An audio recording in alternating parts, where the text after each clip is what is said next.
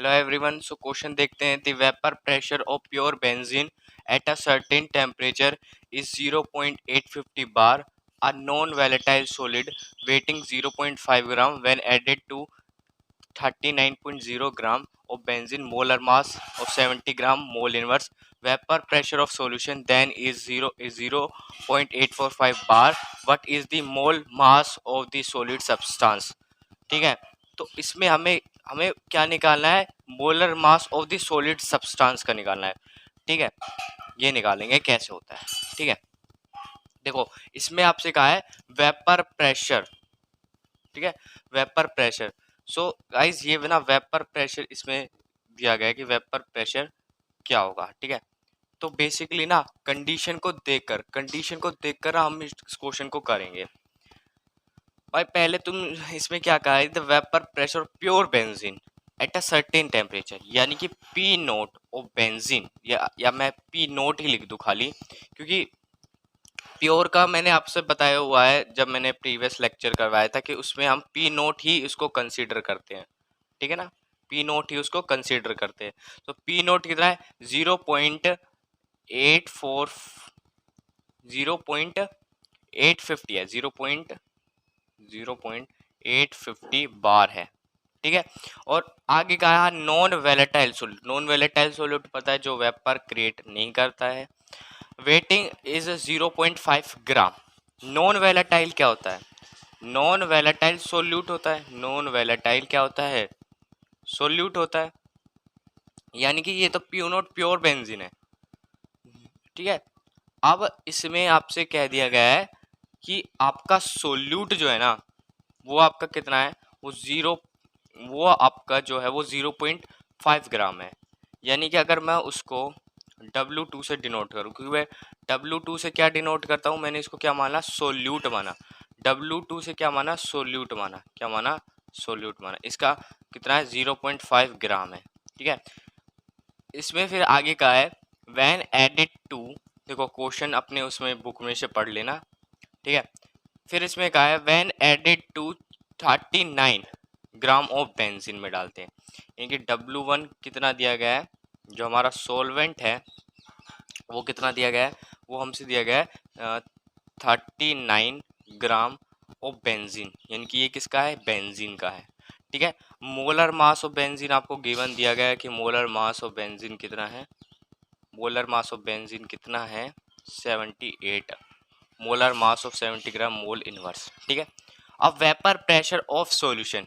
ठीक है, vapour pressure of solution then is 0.85, यानी कि प्रेशर ऑफ सॉल्यूशन कितना दे रखा है आपसे? 0.845 बार दे रखा है।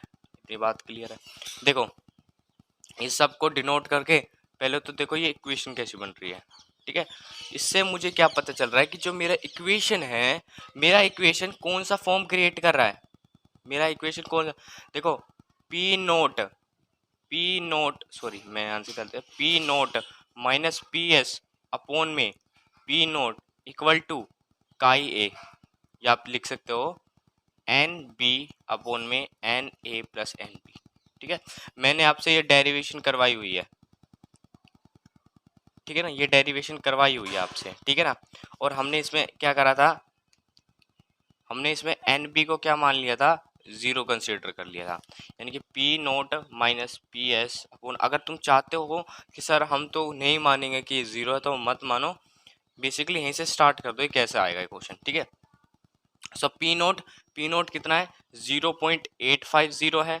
ठीक है, 0.850 है, और पी एस कितना है? 0.845 है, अपॉन में 0.850 है, इक्वल टू एन बी, यानी कि मोल्स ऑफ। क्या ये एन बी क्या है? ये ए क्या है? मैंने W2, या आप मान लो N2 और अपॉन में। ठीक है, यहाँ N2 और यहाँ N1 सपोज करो। ये N2 क्या है? ये N2 है सोल्यूट का, और N1 क्या है? सोलवेंट का। ठीक है, अभी बेसिकली कंसीडर कर W2, यानी कि 2 किसके लिए माना गया है? सोल्यूट के लिए, तो 2 सोल्यूट के लिए, 1 किसके लिए? सोलवेंट के लिए। तो मोल्स ऑफ सोल्यूट। ठीक है, मोल ऑफ सोल्यूट इसमें कहा गया है, ठीक है। अब मोल ऑफ सोल्यूट कैसे निकालेंगे, N2 की वैल्यू क्या निकालेंगे, N2 की वैल्यू, क्योंकि हमें क्या निकालना है, हमें N2 में उसी सॉलिड सब्सटेंस का, ठीक है। अब N2 में क्वेश्चन पढ़ो, उसमें क्या है, what is the molar mass of the solid substance, यानी कि हमें क्या क्या है, molar mass of solid substance के लिए निकालना है, ठीक है, मोलर मास, ठीक है, यानी कि N2, यानी कि हमें पता नहीं है वो क्या है, तो W2, अब यानी कि W2 हमें दिया गया, ये दिया गया 0.5 ग्राम दिया गिवन मास में, और मोलर मास जो कि हमें मोलिकुलर वेट निकालना है, तो मोलिकुलर वेट यहाँ रख देंगे। N1 का क्या होगा, N1 का आपका होगा बेसिकली आपका N1 का, ठीक है, ठीक है, N1 का क्या होगा वो देखते हैं हम, ठीक है। अब N1 का आपका होगा, देखो N1 है आपका, अब N1 क्या है, हमारा सोलवेंट है, हमारा N1 क्या है, मेरा सोलवेंट है, तो गिवन मास कितना दिया गया है, 39 ग्राम, अपोन में मोलिकुलर वेट कितना है, मोलिकुलर वेट इसमें कहा है कि मोलर मास कितना है, 78 है, ठीक है। अब इनमें वैल्यू पुट कर देंगे, तो चाहो तो आप इस तरीके से रख सकते हो, चाहे कैसे भी रख सकते हो, बात कॉमन सी आपकी एक ही है। अब 0.850 या 0.850 है, तो देखो 0.850 माइनस 0.845, तो 10 में से 5 गया 5, ठीक है, 0 0 और 0.005, 0.005 अपॉन में 0.850 इक्वल टू 0.5 अपॉन में मोलिकुलर वेट जो हमें निकालना है, इनटू ये नीचे आए, ठीक है, सॉरी, ठीक है। अब 39/78, अब तुम बेसिकली ना, मैंने आपसे जब वो क्वेश्चन करवाया था, मैंने उसमें N2 क्या माना था, हमने वो 0 माना था, क्योंकि N2 की जो मात्रा रहती है वो बहुत ही कम रहती है, N2 की मात्रा क्या रहती है, बहुत ही कम रहती है, इसलिए बेसिकली हम N2 को लिखते नहीं हैं, ठीक है। N2 जब भी आप निकालोगे ना, तो N2 आपको बहुत कम पाएगा, ठीक है। आप चाहो तो ऐसा कर सकते हो, चाहो तो आप प्लस में कर सकते हो, ठीक है। जैसे कि अगर मैं बात करूं कि 0.5 मोलिकुलर वेट है, ठीक है। अब 0.5 मोलिकुलर वेट प्लस में आपसे 39/78 कह रहा है, बात क्लियर है, इतनी इतनी बात क्लियर है, ठीक है। हाँ ठीक है, इतनी बात क्लियर है आपके लिए। अब देखो, आपका ये 0.5 है, और इसमें क्या हुआ, मोलिकुलर वेट है, तो आप खुद सोचो कि आपका जो मोलिकुलर वेट है वो ज़्यादा होगा, मोलिकुलर वेट क्या होगा, ज़्यादा होगा। भाई आपने किसी का मोलिकुलर वेट 1 देखा है, किसी का मोलिकुलर वेट 2 देखा है, बेसिकली अगर मैं उसका हाइड्रोजन की बात करूँ तो ठीक है, उसका तो 1 आता है, ठीक है,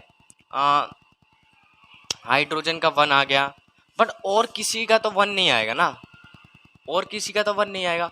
अब तुम 1 से 0.5 कंसिडर कर रहे हो, तो छोटी टर्म आ गई, हाइड्रोजन का ही छोड़ के 1 है, और बाकी सबका तो बहुत बड़ा है ना, 0.5 ग्राम से अपोन में वो करेंगे, तो बेसिकली हम इसको काट देते हैं, ठीक है।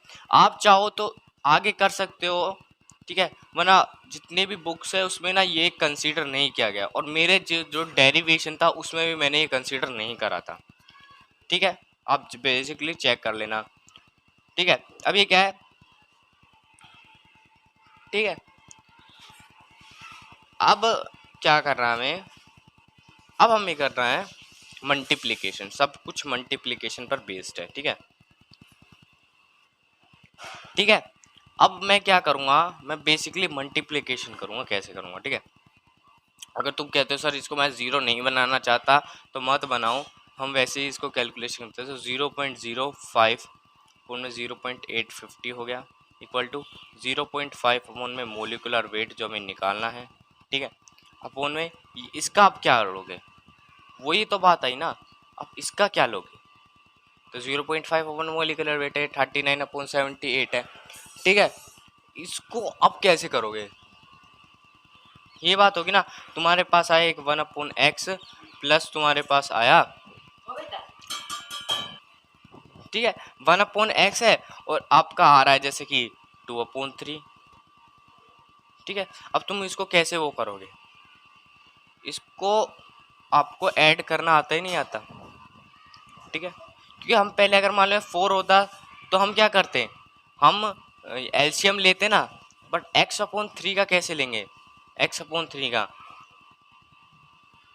नहीं आ सकता, नहीं आ सकता ना। या हाँ ऐसे भी आ सकता है कि जैसे 0.5 प्लस 39 में, जब भी गाइज ये सिचुएशन क्रिएट ही नहीं हो गई, मेरी बात मानो तो इसको ज़ीरो ही मान लो, ठीक है, इसको ज़ीरो ही मान लो, मत मानो इसको। अब जब इसको तुम ज़ीरो मानोगे तो 78/39 क्या आएगा, ये आ जाएगा, ठीक है, इतनी बात क्लियर है। अब 0.5 0.05, ठीक है, 0.05/0.850, ठीक है, ये इंटू में इसका नीचे का हटा दो, ठीक है, नीचे का हटा दिया तो ये वाली टर्म दूसरी साइड जाके मल्टीप्लिकेशन हो जाएगी, यानी कि 0.5 इंटू 78, और ये वाली जाकर यहाँ मल्टीप्लाई हो जाएगी, यानी कि 39, ठीक है। यहाँ आ जाएगा 1/मोलिकुलर